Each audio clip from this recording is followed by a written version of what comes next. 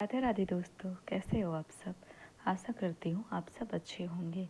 आज के वीडियो में बात की जाएगी खोटा के व्याकरण की। वर्ण विचार और ध्वनि विचार। व्याकरण। खोटा में भाषा विज्ञान और व्याकरण संबंधी पुस्तकें एवं उनके रचनाकार। खोटा साहित्य सदानिक व्याकरण एके झा। प्रकाश खोटा ढाकी क्षेत्र कमेटी कोठार रामगढ़ 1987। छंद रस अलंकार खोटा सदानिक आपन आईना में एके झा एवं चतुर्भुज साहू 1987। खोटा व्याकरण दमराही वासुदेव महतो। खोटा भाषा साहित्य अकादमी रामगढ़ 2008। खोटा व्याकरण कर एक खेमचा वासुदेव महतो। रॉयल प्रकाशन सेवा सदन पथ रांची 2003।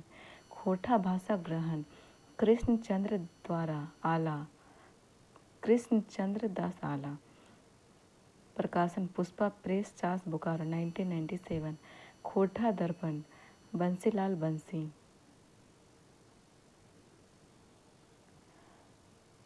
खोटा साहित्य संस्कृति परिषद बोकारो 1998। खोटा भाषा एवं साहित्य उद्भव एवं विकास डॉक्टर BN औदार।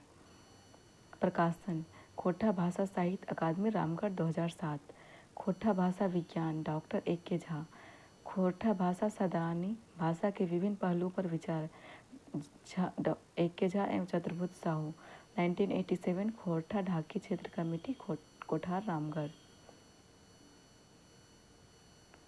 वर्ण विचार या ध्वनि विचार। स्वर्ण वर्ण कितने होते हैं? स्वर्ण वर्ण 8 होते हैं। अ ई ओ औ ए ओ कुल 8 स्वर्ण होते हैं। ई और ऊ स्वर्ण वर्ण का उपयोग सिर्फ निकटवर्ती और दूरवर्ती स्वरनाम के रूप में किया जाता है। औ में और ऐ में टूटकर प्रयुक्त होता है। व्यंजन वर्ण क ख ग घ च छ ज झ ञ ट ठ ड ढ ढ ड त थ द ध न प फ ब भ म। उत्क्षिप्त ड और ढ शब्द के आरंभ में प्रयुक्त नहीं होते हैं। ये ध्वनियाँ खोटा उच्चारण में प्रचुर रूप में होती है। इन्हें उपव्यंजन की श्रेणी में रखा जाता है। उपव्यंजन की श्रेणी में किसे रखा जाता है? ड और ढ को। व्यंजन वर्ण प्रयुक्त होते हैं। य के विकल्प में य बिंदु ई बिंदु भी चलता है, जैसे चरई चरई चरई आदि। अंतस्थ य र ल व में से यह कुछ अपवादों को छोड़कर शब्द के आरंभ में ज की तरह प्रयुक्त होता है, जैसे यमुना को जमुना लिखा जाता है, यज्ञ को जग जग लिखा जाता है, यश को जस, यदि को ज्योति आदि। अपवाद आर को यार लिखा जाता है, याद को याद लिखा जाता है। शब्द के मध्य एवं अंत में या ई अ में टूटकर प्रयुक्त होता है, जैसे सियार CR हो जाता है, दिया दिया हो जाता है, विषय विषय इसमें ई हो गया, भैया इसमें बीच में ई लग गया, प्यार पियार पिया पिया समय समय। र ल का प्रयोग र कभी ला में कभी रा में प्रयुक्त होता है, जैसे मंदिर को लोग मंदिर बोलते हैं कोठा में, और हल को हर, फल को फर। ल कभी नाक के बदले प्रयुक्त होता है, जैसे नंगटे लंगटे, नंगा लंगा लंगटा। व का प्रयोग अधिकांशतः शब्द के मध्य अंत आरंभ में ब की तरह होता है, जैसे वर्षा को बरखा लिखते हैं, पर्व को परब, वर्ष को बरस, पूर्व को पूरब। उर्दू फारसी के शब्दों के उच्चारण में ओ की तरह प्रयुक्त होती है, जैसे वकील को वकील उकील लिखते हैं, वजन को ओजन, वजह को वजह। शब्द के अंत में कभी अ की तरह उच्चारित होता है, जैसे कौआ कौआ, नौआ नौआ। उस्म स का उच्चारण लेखन स की तरह होता है, जैसे गणेश गणेश महेश। स का उच्चारण लेखन स एवं ख की तरह होता है, जैसे धनुष धनुख धनुष। पुरुष पुरुष पुरुष। वर्षा बरखा बरसा। स का प्रयोग अपने मूल रूप में होता है। संयुक्त व्यंजन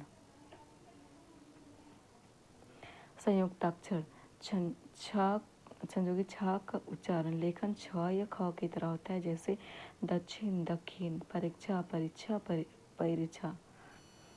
त्र का उच्चारण लेखन तर की तरह होता है, जैसे पवित्र पवित्र, चरित्र चरित्र, पुत्र पुत्र, पत्र पत्र। ज्ञा का उच्चारण लेखन ज्ञ की तरह होता है, जैसे ज्ञान, ज्ञान, ज्ञान, विज्ञान, विज्ञान। संयुक्त स्वरों, संयोगी स्वरों का उच्चारण लेखन ए, अ प्लस ई, जैसे कैसा, कैसा, जैसे ऐसा, ऐसा, पैसा, पैसा, बरौनी, बरौनी। ऊ, औ को लिखते हैं आ प्लस ई, जैसे औजार, औजार, और, कौआ, कौआ।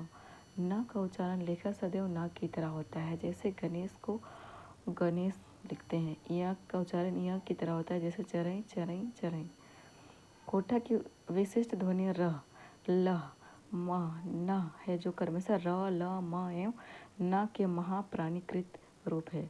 प्रयोग के नमूने: खैले, खेरा, गेले, हामी, नानकी। खोटा में मात्राओं का प्रयोग: खोटा भाषा में ह्रस्व मात्राओं का प्रयोग सर्वाधिक होता है। उनके दीर्घ मात्राएं विशेषतः हिंदी के शब्दों में प्रयुक्त होती है। मात्राएं जो ह्रस्व स्वर की प्रतिनिधि है प्रायः खोटा में स्वर रूप में प्रयुक्त होती है, जैसे मधु, मौध, साधु, सौध, देखी, देख, पढ़ी, पढ़, चूड़ामणि, चूड़ामणि, चली, चैल, सुनी, सुइन। हाइफन का प्रयोग: सामान्य वर्तमान काल में मूल क्रिया और सहायक क्रिया के मध्य अर्धमात्रिक अध्वनि सुनाई पड़ती है, जिसे लेखन में दिखाने के लिए मूल क्रिया और सहायक क्रिया के मध्य हाइफन का प्रयोग करते हैं, जैसे करता है, कर है, चलता है, चल है। दूसरे विकल्प में करता है, करो है, चलता है, चलो है का भी प्रयोग होता है। वर्तमान में दोनों तरह के प्रयोग चलते हैं, किंतु चलो है, करो है रूप को मानक माना गया है। ध्वनियों का वर्गीकरण निम्नलिखित आधारों पर हो सकते हैं: उच्चारण स्थान के आधार पर अ, क वर्ग तथा ह कंठ, ई च वर्ग, य तथा स तालव्य, ट वर्ग र मूर्धन्य, त वर्ग ल तथा स दंत, उ प वर्ग ओष्ठ, अनुस्वार चंद्र बिंदु, इय न म अनुनासिक नासिकेय।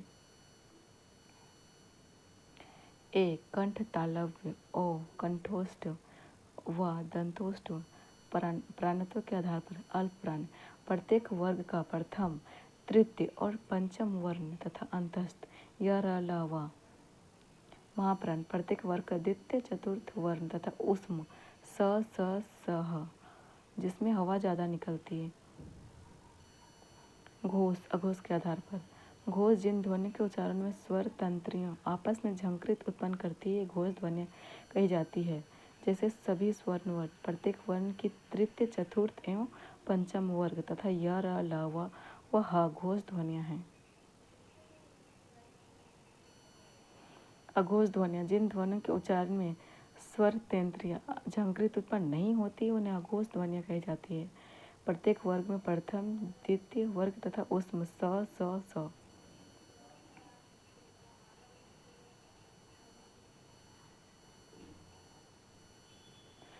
प्लुत वर्ण ऐसे वर्ग है जिनमें उच्चारण में हर्ष वर्ण के उच्चारण में जितना समय लगता है उसमें 3 गुना समय लगता है, जैसे ओम, ओम।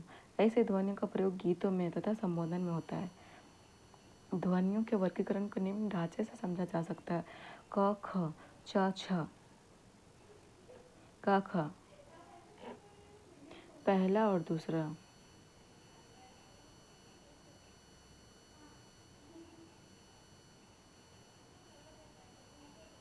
च छ, ट ठ, त थ, प फ, स तालव्य स मूर्धन्य स दंत स, तालव्य स मूर्धन्य स दंत स। ये सभी वर्ण अघोष है। ग घ, ज झ, ड ढ न, द ध न, ब भ म, य र ल व ह सभी स्वर वर्ण हैं और घोष है। य क ग ड मतलब प्रथम, तृतीय और पंचम, प्लस य र ल व अल्प प्राण है, और द्वितीय और चतुर्थ ये क्या है, प्लस स और ह महाप्राण है। ध्वनि परिवर्तन अघोषीकरण: जब घोष ध्वनियाँ अघोष में बदल जाती है तो अघोषीकरण कहा जाता है, जैसे डंडा, डंटा। घोषीकरण: जब अघोष ध्वनियाँ घोष ध्वनि में परिवर्तित हो जाती है तो घोषीकरण कहा जाता है, जैसे साग, साग, कंकन, कंगन। इसी के साथ यह चैप्टर समाप्त होती है और अगले वीडियो में हम व्याकरण के चैप्टर करेंगे। Thank you.